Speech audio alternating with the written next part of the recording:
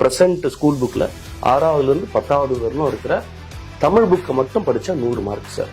மொத்தம் தமிழ்நாட்டில் தான் இந்தியாவிலேயே அதிகமான ரிசர்வேஷன் கொடுக்குற ஒரே ஸ்டேட் தமிழ்நாடு தான் சார். 69% ரிசர்வேஷன். இதுல விமன் ரிசர்வேஷன் இருக்கு சார். அவங்களுக்கு 33% சார். பிஎஸ்டிஎம்னு ஒண்ணு இருக்கு sir, person studied in Tamil மீடியம்னு இருக்கு சார்.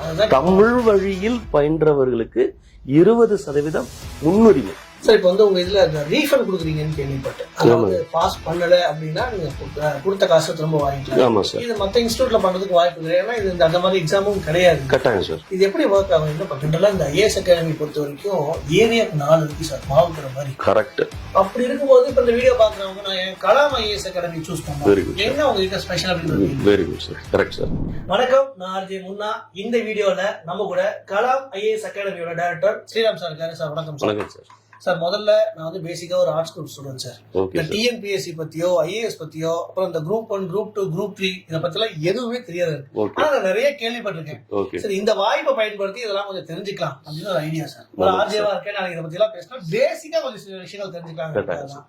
இப்ப வந்து இந்த டிஎன்பிஎஸ்சி எக்ஸாம் அப்படிங்கும் போது நிறைய யங்ஸ்டர்ஸ் முதல்ல விட இப்ப நிறைய அவேர்னஸ் இருக்கும் அப்படின்னு எனக்கு தோணுது. 10-15 வருஷத்துக்கு முன்னாடி இவ்வளவு பேர் இல்ல அப்பா அம்மா வந்து கவர்மெண்ட் ஜாப்ல இருந்தாங்கன்னா பசங்களுக்கு அந்த அவேர்னஸ் இருக்கும். இன்னைக்கு ஜெனரலா எல்லா பசங்களுக்கும் அதை பத்தி நிறைய அவேர்னஸ் இருக்கு சார். முதல்ல இந்த கலாம் ஐஏஎஸ் அகாடமி எப்ப ஆரம்பிக்கப்பட்டது, ஒரு வருஷத்துக்கு எத்தனை ஸ்டூடெண்ட்ஸ் சொன்னாங்க, எவ்வளவு பேர் உங்ககிட்ட இருந்து வேலையோட போயிருக்காங்க? Okay sir. இது வந்து பாத்தீங்கன்னா 2016ல ஆரம்பிச்சது சார். ஆக்சுவலி நான் முன்னாடி ப்ரீவியஸா கவர்மெண்ட் சர்வீஸ்ல இருந்தேன். அதை சர்வீஸை குவிட் பண்ணிட்டு அதுக்கப்புறம் நான் இந்த அகாடமி ஆரம்பிச்சேன். 2016 மார்ச் அப்போ ஆரம்பிச்சோம் சார். அப்போ பிகினிங்ல ரொம்ப கம்மியா தான் ஸ்டூடெண்ட்ஸ் வந்துட்டு இருந்தாங்க. இப்போ நியர்லி கிட்டத்தட்ட வருஷத்துக்கு 500 பேர் வராங்க சார். ஒரு 150 பேர்ல இருந்து 200 பேரை சர்வீஸ்க்கு அனுப்புறோம் சார். இதுதான் பர் ஆனம் நடந்துட்டு இருக்குது. It's depends upon the result. இப்போ டிஎன்பிஎஸ்சி எவ்ரி இயர் ரிசல்ட் கொடுப்பாங்களான்னு தெரியாது. இப்போ ஃபார் எக்ஸாம்பிளுக்கு ஒரு குரூப் 2 எக்ஸாம் நடக்குதுன்னா ப்ரிலிமினரி, மெயின்ஸ், அதுக்கப்புறம் ரிசல்ட் அப்படி வரும் சார். அந்த மாதிரி போகும்போது டியூரேஷன் அதிகமாகும். 2 வருஷம் கழிச்சு தான் ரிசல்ட் வர மாதிரி இருக்கும். அந்த மாதிரி பார்த்தீங்கன்னா நீங்கள் ஆவரேஜா ஒரு 200 ஸ்டூடெண்ட்ஸ் பர் ஆனம் நம்ம சர்வீஸ்க்கு அனுப்பிச்சுட்டு இருக்கோம். சரி சார். இப்போ வந்து ஜென்ரலா இந்த ஐஏஎஸ் அகாடமி பொறுத்த வரைக்கும் ஏரியாக்கு 4 இருக்கு சார், மாவுக்கிற மாதிரி. கரெக்ட். அப்படி இருக்கும்போது இப்ப இந்த வீடியோ பாக்குறவங்க நான் என் கலாம் ஐஏஎஸ் அகாடமி சூஸ் பண்ணேன், என்ன உங்ககிட்ட ஸ்பெஷல் அப்படின்னு? Very good sir. Correct sir. இப்போ இதுவரையிலும் இந்த கலாம் ஐஏஎஸ் அகாடமி எந்த ஆடையும் கொடுத்து நாங்க வந்தது இல்லை சார். இந்த அந்த ரிசல்ட் கிளியர் பண்ணிட்டு போறவங்க கொடுக்குற ஃபீட்பேக் வச்சுதான் நாங்க ஸ்டூடெண்ட் எடுக்கிறோம். மற்ற இடத்துல பார்த்தீங்கன்னா நிறைய ஆட் பண்ணுவாங்க, மற்றதெல்லாம் பண்ணிட்டு இருப்பாங்க சார். அது மட்டும் இல்லாமல் மோஸ்ட் ஆஃப் தி இன்ஸ்டியூட்டை யார் ரன் பண்ணுறாங்கன்னு பார்த்தீங்கன்னா இதை பற்றி தெரியாது, இல்லைன்னா ப்ரிப்பேர் பண்ணி ஃபெயில் ஆனவங்க தான் பண்ணுவாங்க. நான் வந்து அந்த குரூப் 1 சர்வீஸில் இருந்துட்டு குவிட் பண்ணிட்டு நான் இங்கே வந்து பண்ணிட்டு இருக்கேன். அப்போ எனக்கு அட்மினிஸ்ட்ரேஷனும் தெரியும், ஹவு டு ப்ரிப்பேர்னும் தெரியும், டூஸும் தெரியும், டோன்ட்டும் தெரியும் சார்.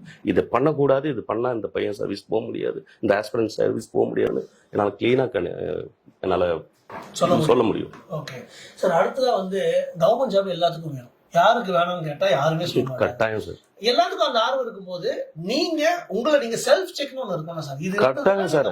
ஆமா சார். இதுதான் பிரச்சனை சார். இப்போ என்னன்னா கவர்ச்சியா இந்த விளம்பரங்கள் பாத்தீங்கன்னா நீங்க 3 மாசம் படிச்சா போதும் 90,000 ரூபாய் சம்பளத்துல நீங்க ஆபீசரா மாறிடலான்னு உடனே எல்லாரும் போக ஆரம்பிச்சிருவாங்க சார். இதுக்கு வந்து நம்ம வந்து ஒரு செல்ஃப் செக் வேணும் சார். இது என்னன்னு பாத்தீங்கன்னா அட்லீஸ்ட் 1 இயர் நீங்க ப்ரிப்பேர் பண்ணணும் சார். இந்த 2 மந்த்ஸ்ல பண்றது 3 மந்த்ஸ்ல பண்றது சாத்தியமே கிடையாது சார்.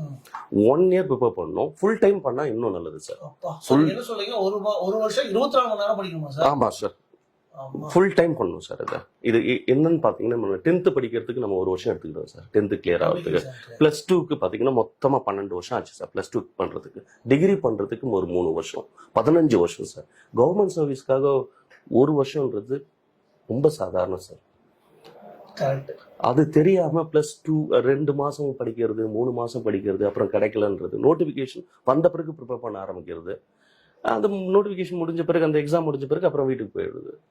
ஓஎம்ஆர் இதெல்லாம் சார் ஆப்ஜெக்டிவ் டைப் தானே, ஏ டிக் பண்ணலாம், பி டிக் பண்ணலாம், யாரும் அவ்வளவுதான். ஆமா, டிக் பண்ணலாம். இல்ல சார், டிஎன்பிஎஸ்சி பொறுத்தவரை நெகட்டிவ் மார்க்ஸ் கிடையாது. எத்தனை முறை வேணாலும் எக்ஸாம் எழுதலாம், எத்தனை நம்பர் ஆஃப் அட்டம் கொடுக்கலாம் சார். நீங்க அது மாதிரி எல்லாம் இல்ல சார். நெகட்டிவ் மார்க்ஸே கிடையாது சார். Okay sir. இன்னொன்னு, நீங்க உங்களோட எக்ஸ்பீரியன்ஸ்ல சார் இப்ப நீங்க சொன்னீங்க கண்டிப்பா 1 வருஷம் ப்ரிப்பேர் பண்ணணும். கட்டாயம் சார். சார் நீங்க உங்களுக்கு வந்தது வரைக்கும் ரொம்ப கம்மியான டைம்ல பாஸ் பண்ணாங்க, ரொம்ப அதிக அட்டெம்ப்ட் எடுத்து பாஸ் பண்ணாங்க, சொல்லுங்க சார். Very good sir. இப்போ கார்த்திகான ஒரு பொண்ணு சார், ஃபர்ஸ்ட் அட்டெம்ப்ட்ல ஒரு 3 months தான் சார் ஜூனியர் அசிஸ்டண்டா குரூப் 4 எக்ஸாம் கிளியர் பண்ணாங்க. ஏன்னா அவங்க கோல்டு மெடலிஸ்ட் சார். அவங்க இன்ஜினியரிங்ல, காலேஜ்ல இன்ஜினியரிங்ல, ஏரோநாட்டிக்கல் இன்ஜினியரிங்ல கோல்டு மெடலிஸ்டா இருந்தாங்க. சிலபஸ் இதுதான் புரிஞ்சுக்கிட்டாங்க. நம்ம டெய்லி டெஸ்ட் கண்டக்ட் பண்ணுவோம் சார். நாங்க எல்லா டெஸ்ட்லயும் டாப்பரா வந்துட்டே இருப்பாங்க சார். எனக்கு மினிமம் எனக்கு தெரிஞ்சு 3 months ப்ரிப்பேர் பண்ணது வந்து அது கூட ஜூனியர் ஸ்டாண்டா தான் போக முடியுமே தவிர நீங்க குரூப் 1 குரூப் 2லாம் அந்த 3 months கிடையாது. ஆனா எக்ஸாமோட டென்யூரே ஆல்மோஸ்ட் 1 year. அப்போ நீங்க வந்து நல்லா புரிஞ்சுக்கணும், ஒரு இன்ஜினியரிங் காலேஜ்ல கோல்டு மெடலா இருக்கிற ஒரு பொண்ணு அப்ப எவ்வளவு நல்லா படிக்கிறவங்க. அவங்க வந்து ஒரு 3 மாசம் டெடிகேட்டடா படிச்சதுக்கு அப்புறமாவே வெறும் சார் குரூப் 4 சார். ஆனா இப்போ she now assistant commissioner of commercial taxes. அப்படியா? ஆமா. எத்தனை வருஷம் உழைப்புக்கு? அதுக்கப்புறம் 1 yearக்கு அப்புறம் அவங்க குரூப் 1 போயிட்டாங்க. சூப்பர். போயிட்டே இருக்கலாம் சார். ஒரு முறை சிலபஸ் வந்து டிஎன்பிஎஸ்சி சிலபஸ் ஒன்று தான் சார். குரூப் 4க்கும் அதே சிலபஸ் தான், குரூப் 1க்கும் அதே சிலபஸ் தான் சார். அந்த வே ஆஃப் கொஸ்டின் மேக்கிங் இருக்கு இல்லையா, அந்த ஃப்ரேமிங் இருக்கு இல்லையா. இப்போ ஃபார் எக்ஸாம்பிள் வந்து காந்தி எப்போ இந்தியாவுக்கு வந்தார், ரிட்டர்ன் ஆனார்னு கேட்பாங்க. அப்படின்னா 1915 Jan 9 சார். இதே வந்து குரூப் 1ல எப்படி இருக்கும்னா காந்தி எப்போ சவுத் ஆப்பிரிக்கா போனார், 1893 போனார் சார். காந்தி எப்போ திரும்ப ரிட்டர்ன் வந்தார், மொத்த ஸ்டேட்மெண்ட் செகண்ட் ஸ்டேட்மெண்ட் 1915 Jan 9. காந்தியோட ஃபர்ஸ்ட் சத்தியாகிரகா சம்பரான் சத்தியாகிரகா. அதுல வந்து பாத்தீங்கன்னா ராஜேந்திர பிரசாத் கலந்துகிட்டாரு. அப்புறம் 4வது ஸ்டேட்மெண்ட் காந்தி வந்து நவகாலி சத்தியாகிரகத்தை 1942ல பண்ணார். இந்த 4 ஸ்டேட்மெண்ட்ல எது ரைட்டு? 1 மட்டும் ரைட்டு, 2 மட்டும் ரைட்டு, 1 2 ரைட்டு, 1 3 ராங்கு, இப்படி வரும் சார். தான் குரூப். சார் எனக்கு ஒன்றும் புரியல சார். கவர்மெண்ட் ஜாப்ல போய் உட்காந்து சர்வீஸ் பண்றதுக்கும் இதுக்கும் என்ன சார் சம்பந்தம்? ஏன் சார் இதை படிச்சு அது வேற எப்படி சார் ஃபில்டர் பண்றது? நீங்க சொல்றது கரெக்டு சார். நீங்க நான் பார்க்க போற வேலைக்கும் காம்படிட்டிவ் எக்ஸாமுக்கும் எந்த சம்பந்தம் இல்லை சார், சில சப்ஜெக்ட் தவிர. ஸோ நீங்க ஒரு விஓஓ சார். ஃபார் எக்ஸாம்பிள் நீங்க ஆர்ட்ஸ் குரூப்னு சொன்னீங்க, விஓஓ வரீங்க. ஊர்ல காலரா ஸ்ப்ரெட் ஆகுது, ஊர் முழுக்க காலரா ஒரு பாக்டீரியல் டிசீஸா ஒரு வைரல் டிசீஸா எப்படி கண்ட்ரோல் பண்றது, ஏதாவது ஒரு பேசிக்காக தெரியும். ஏன்னா நீங்க ஆர்ட் ஸ்டூடெண்ட், விஓ ஆயிட்டீங்க. அப்போ காலரா வந்து ஒரு பாக்டீரியல் டிசீஸ், அது ஃபுட்பார்ன் இன்ஃபெக்ஷன், ஏதோ ஒரு ஹோட்டல்ல சாப்பாடு தப்பா இருக்குதுன்னு சொன்னாதானே சார் உங்களுக்கு தெரியும். ஒரு அடிப்படை அறிவியல் வேணும் இல்லையா? அதுக்குதான் ஒரு எக்கனாமிக்ஸ் தெரியணும், ஒரு கான்ஸ்டிடியூஷன் தெரியணும். இல்லை அது தேவை இல்லையா சார்? அப்பதானே ஒரு ஆஃபீஸரா மாற முடியும். அது ஒண்ணு. பாக்குற வேலை வேற விஷயம் தான். அது மட்டும் இல்லாம ஒரு 10,000 பேர் எங்களுக்கு தேவை. அப்ளை பண்றது 21 லட்சம் பேர் அப்ளை பண்றாங்க. எப்படி நான் ஃபில்டர் எந்த பேசிஸ்ல நாங்க உங்களை ஃபில்டர் பண்றது? ஓகே சார், இன்னொரு கொஸ்டின் கேட்கறதுல நீங்க எவ்வளவு வருஷம் எக்ஸ்பீரியன்ஸ் இருக்கீங்க, இப்போ இது வரைக்கும் கேட்கப்படுற கொஸ்டின்ங்கிறது அடிப்படையா இது இப்படி இருந்தா நல்லா இருக்கும் அப்படிங்கிறது உங்க பாயிண்டா இருக்கு. இதை விட பெட்டரா இந்த மாதிரி விஷயங்களை இன்னும் கொஞ்சம் ஃபோக்கஸ் பண்ணி இதெல்லாம் உள்ள கொண்டு வந்தா அப்படிங்கிற மாதிரி எதாவது சொல்லிருக்காரு? ஆமா சார். சார் உலகத்திலே வேர்ல்ட்ல டஃபஸ்ட் எக்ஸாம்னா ஐஏஎஸ் எக்ஸாம் சார். வேர்ல்ட்லயே ரெக்கார்டட். எல்லா இடத்துலயும் இருக்கா சார்? இல்ல சார், ஓபன் புக்லாம் இருக்கு. யூஎஸ்ல ஓபன் புக்ல கூட காம்படிட்டிவ் எக்ஸாம் நடக்குது. புக்கை வச்சு பார்த்தே கூட எழுதலாம். தெரியும். ஆமா, அது மாதிரிலாம் கூட காம்படிட்டிவ் எக்ஸாம் இருக்கு சார். வேர்ல்ட்ல டஃபஸ்ட் எக்ஸாம் பாத்தீங்கன்னா ஐஏஎஸ் எக்ஸாம் சார். அடுத்தது டிஎன்பிஎஸ்சில குரூப் 1 எக்ஸாம் ரொம்ப டஃபா இருக்கும்.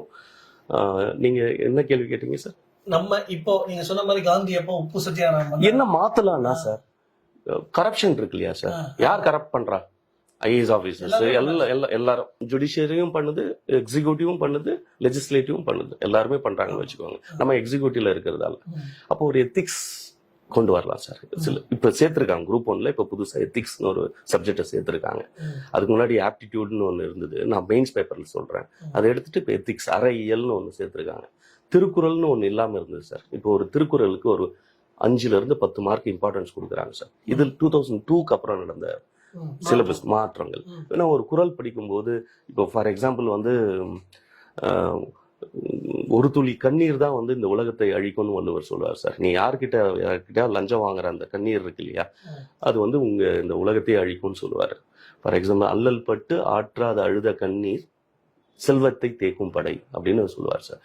இந்த உலகத்தோட செல்வத்தை எல்லாம் தேய்க்கிற படை எதுன்னா கஷ்டப்படுறவனோட ஒரு துளி கண்ணீர்னு சொல்லுவார். அது லஞ்சத்துக்கு பொருந்தும் சார்.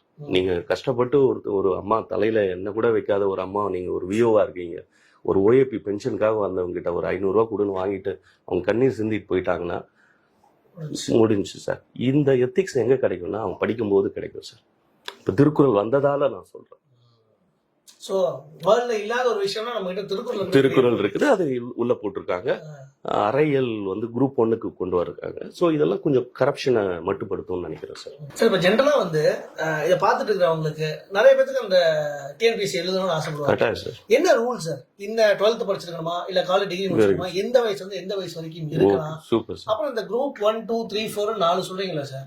இப்ப 4க்குமே क्वेश्चन ஒன்னு தான் சொல்றீங்க. இப்ப நான் பேசிக்கா படிச்சா இந்த 4 எக்ஸாம் நான் எழுத முடியுமா? Correct sir. First age limit பத்தி பேசிடலாம் சார். ஏஜ் லிமிட் பாத்தீங்கன்னா ஜென்ரலா வந்து எப்பவுமே காம்படிட்டிவ் எக்ஸாமுக்கு கேஸ்ட் பேஸ் தான் சார் ரிசர்வேஷன் தருவாங்க. ஃபார் எக்ஸாம்பிள் ஓசின்னு சொல்லுவாங்க, ஓப்பன் கேட்டகரி ஆர் ஜென்ரல் கேட்டகரின்னு சொல்லுவாங்க சார். அவங்களுக்கு 32 மேக்ஸிமம் ஏஜ் லிமிட்டா இருக்கு sir. Other than OC or எஃப்சின்னு சொல்லுவாங்க, forward community, no age bar sir. 58 வயசு வரலாம் எக்ஸாம் எழுதலாம். சில எக்ஸாமுக்கு மட்டும் சில கண்டிஷன்ஸ் வச்சிருக்கிறாங்க. எனி டிகிரி நீங்க முடிச்சுட்டு, டிகிரி முடிச்சாலும் நம்ம அப்புறம் வரலாம். ஏஜ் ஒரு தடையே கிடையாது சார். ரிட்டைர்மெண்ட் ஏஜ் என்ன சார்? 58. இப்போ 60 மாத்திருக்காங்க, 59 இருந்தது. அது வரலாம் நீங்க எக்ஸாம் எழுதலாம். என்ன போட்டிருப்பாங்கன்னா நோட்டிபிகேஷன் நோ ஏஜ் பார் அப்படின்னு போட்டிருப்பாங்க, வயது தடை இல்லை அப்படின்னு போட்டிருப்பாங்க. இது ஒரு ப்ராப்ளம் சார். இது என்ன படிச்சிருக்கணும் அப்படின்னு பாத்தீங்கன்னா குரூப் 4 எக்ஸாம் சொல்றோம் இல்லையா சார், இந்த குரூப் 4 பிளஸ் விஓ எக்ஸாம், இந்த 2 எக்ஸாமும் பாத்தீங்கன்னா மெர்ஜ் பண்ணிட்டாங்க. இப்போ எல்லாமே குரூப் 4 மாறிடுச்சு. இதுக்கு வந்து பாத்தீங்கன்னா 10th படிச்சிருந்தா போதும் சார். மார்க் பத்தி கவலையே இல்லை சார். ஜஸ்ட் பாஸ் பண்ணியிருந்தா போதும். எத்தனை அட்டெம்ப்ட் வச்சு பாஸ் பண்ணியிருந்தாலும் கவலை இல்லை. எந்த வயசுல வந்து எக்ஸாம் எழுதினாலும் கவலை இல்லை. 10th பாஸ் பண்ணிருக்கணும், அவ்வளவுதான். 35 எடுத்து பாஸ் பண்ணியிருந்தாலும் group 4 sir. Group 2 and group 1 எக்ஸாமுக்கு எனி டிகிரி முடிச்சிருக்கணும் சார். கட்டாயமா டிகிரி இருக்கணும். ஐஏஎஸ் எக்ஸாம் மாதிரி பாஸ் பண்ணியிருந்தா போதும். எந்த மார்க் கிரைட்டீரியாவும் கிடையாது. இது காம்படிட்டிவ் எக்ஸாம். நீங்க ஒரு டிகிரி முடிச்சிருக்கீங்க, நான் ஒரு டிகிரி முடிச்சிருக்கேன். இந்த எக்ஸாம்ல எவ்வளவு மார்க் எடுக்கிறோமோ அதை பேஸ் பண்ணி தான் சர்வீஸ். சோ எனி டிகிரி தான் இதுவும். Any degree. ஓகே. சோ இப்போ உங்ககிட்ட ஜாயின் பண்ற ஸ்டூடண்ட்ஸ்க்கு உங்களோட வே ஆஃப் டீச்சிங்கிறது எப்படி சார் இருக்கும்? ஜெனரலா ஒரு டியூட்டோரியல் போனா எப்படி இருக்கும், டியூஷன் போனா எப்படி இருக்கும்? இது வந்து ரொம்ப புதுசா இருக்கு. இது கோச்சிங் ஃபர்ஸ்ட் வந்து அவங்களுக்கு வந்து சிலபஸ் புரிய வைப்போம் சார். முதல்ல வந்து காம்படிட்டிவ் எக்ஸாம்னா என்னன்னே தெரியாது சார். பல பேர் வெளி இன்ஸ்டியூட்ல இருந்து இங்க வருவாங்க. நான் ஏற்கனவே 1 இயர் படிச்சேன் சார்னு சொல்லுவாங்க. ஆனா பேஸே தெரியாது சார். பேஸ் என்னன்னா சிலபஸ் தான் சார் பேஸ். இந்த சிலபஸ் எப்படி இருக்கும்னா பேஸ்ட் ஆன் நம்ம 10th கேட்டகரி 10th லெவல் இருக்கு இல்லையா சார். 10th வரல நம்ம என்ன படிச்சிருப்போம்னா 5 சப்ஜெக்ட் படிச்சிருப்போம் sir. Tamil, English, maths, science, social படிச்சிருப்போம் சார். இப்போ சோஷியல் எடுத்துக்கிட்டீங்கன்னா ஹிஸ்டரி இருக்கு, அது உள்ள வரலாறு இருக்கு, ஹிஸ்டரி இருக்கு, ஜியாகிரபி இருக்கு, எக்கனாமிக்ஸ் இருக்கு, சிவிக்ஸ் இருக்கு. இந்த 4 சப்ஜெக்டும் அதுல இருக்கும் சார்.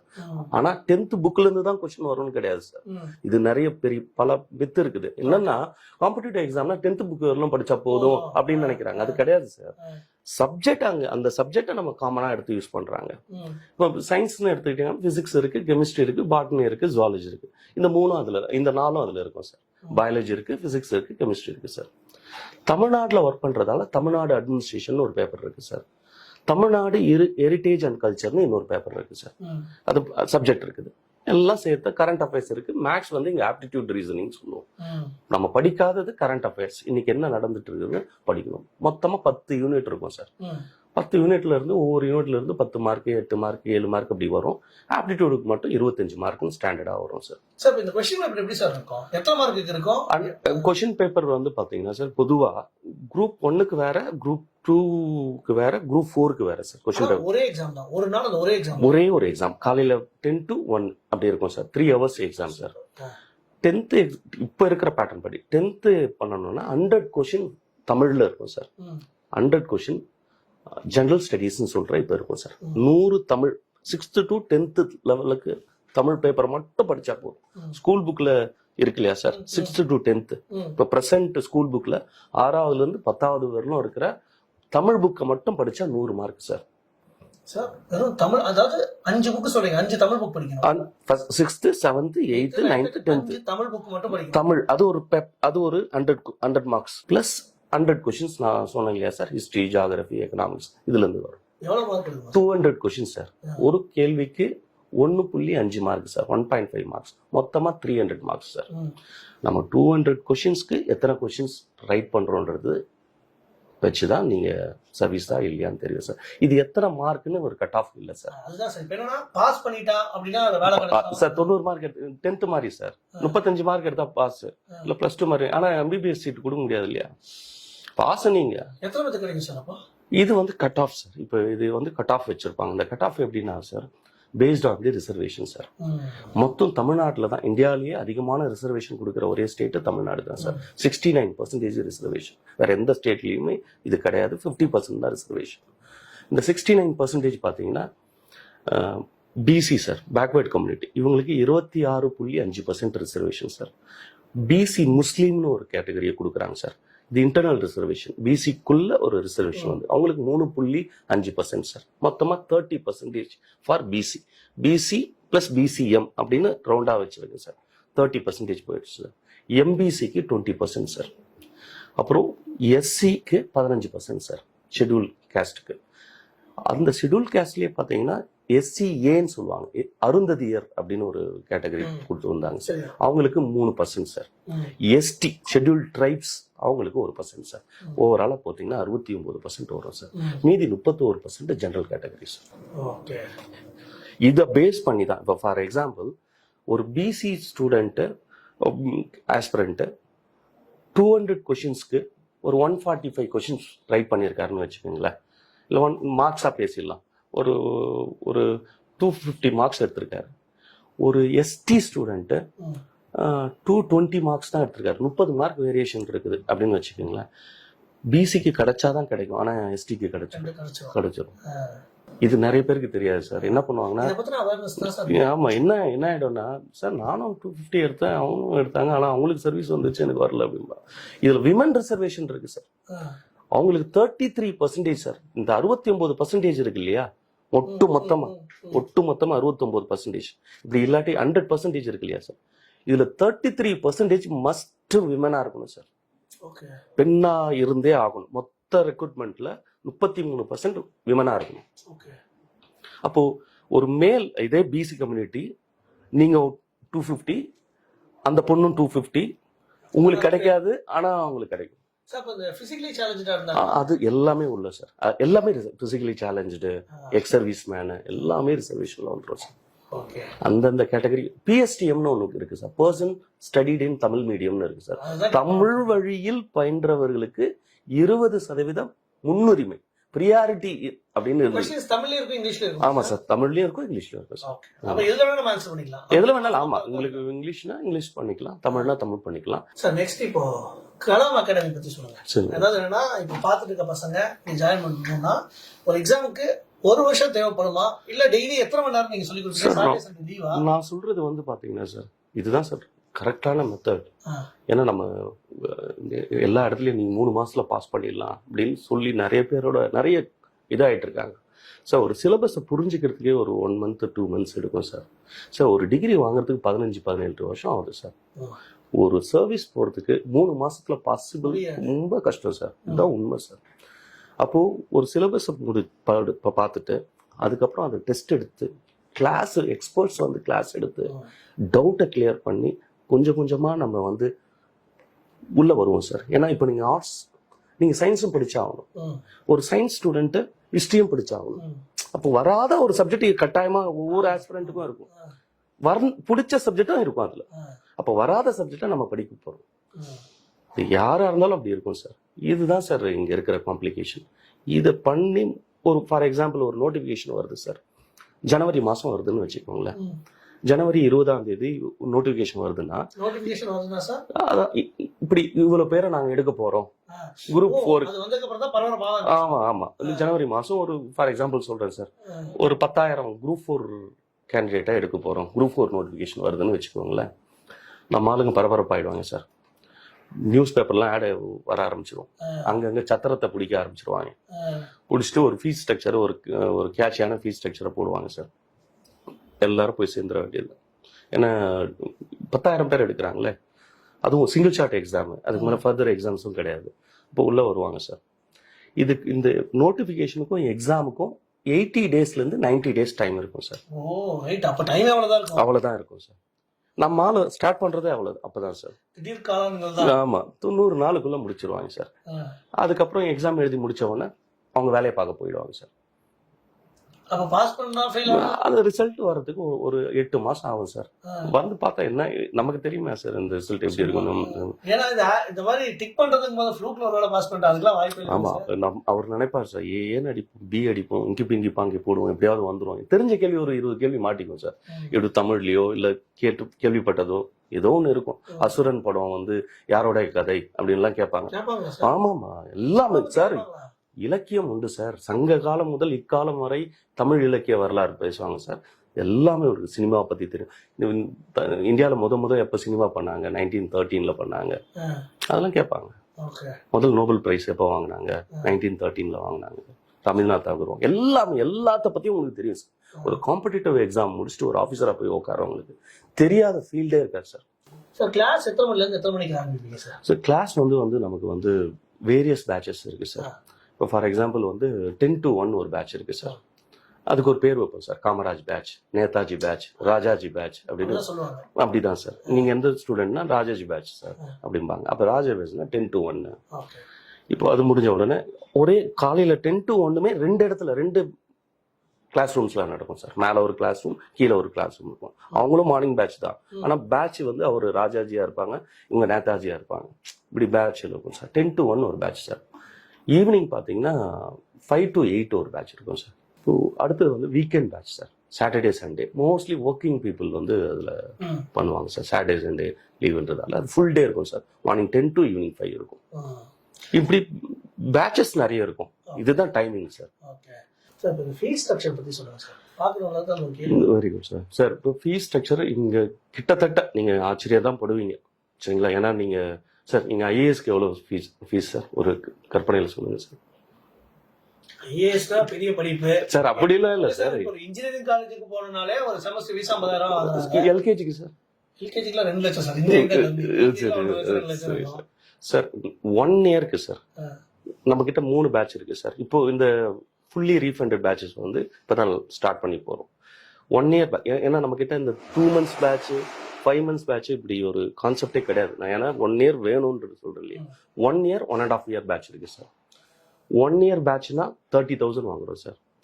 1.5 year பேட்ச்னா 35,000 வாங்குறோம் சார். இதுல inclusive of GST, study material, test batch, everything sir. No hidden cost. அடுத்த கொஸ்டின் சார்.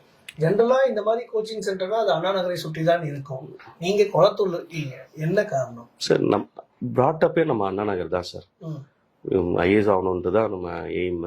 அதுக்கப்புறம் குரூப் டிஎன்பிஎஸ்சி எக்ஸாம் ஒரு சர்வீஸ் போயாச்சு.